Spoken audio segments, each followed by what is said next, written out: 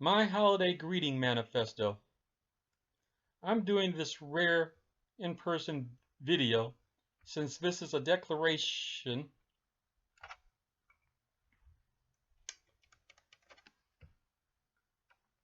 excuse me, since this is a declaration that I want to be the upfront image you engage and not be behind any camouflage distraction of images or graphics. Forgive any stiffness in this presentation as I am reading the text from Lappy set in front of me. Now, people say forgive and forget and move on and turn the page. I say no, don't just forget and turn the page. Forgive for gratuitous or magnanimous, utilitarian, practical, or mercenary reasons, so not to be caught up in petty and self-defeating vendettas of revenge. But never forget. What happens to you, excuse me again, what happens to you is part of your logos that I believe was preloaded in the algorithm of your DNA for your attitude that would predispose you to a sensitivity and awareness for certain signals, symbols, and meme phenomena. We are not put here to be the domesticated temporal pawns or pets of another secular and reductionist agenda or discipline that drains and neuters our souls with the thousand cuts of accommodation conformity. No! We are here for a mission of potential. That mission is for serving a transcendent and revelatory cosmic imperative, which we become less clueless and more knowledgeable of over time in the emotions and disciplines of our training to our logos. Our parents, for good or bad, were the launching pad for this instruction and influencing.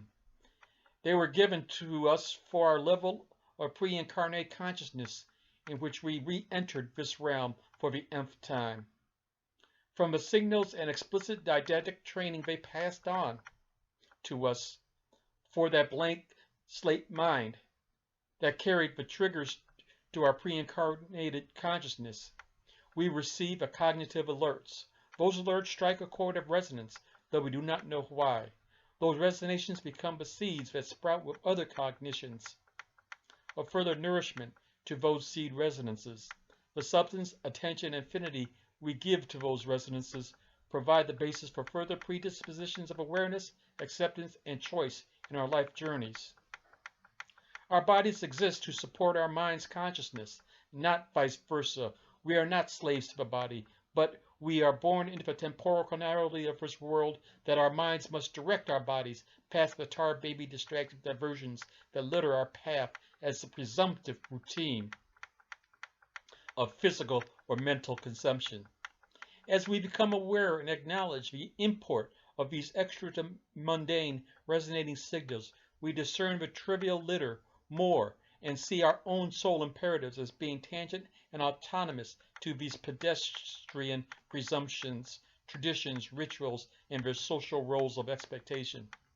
We become more liberated in body and mind from the invisible emotional prisons that drive people into corrals of obeisance or submission to the whims and demands of others. We are the cultural and social heretics and outlaws for whom the rules are only signals of the locale of place and time, not any immutable and eternal commandments that become our carnal master. Have your solstice festivals and celebrations, but know those external trappings of festivals and celebrations are speaking of the culture more than they are addressing the dormant natures of your logos nature to be known, embraced, and fulfilled.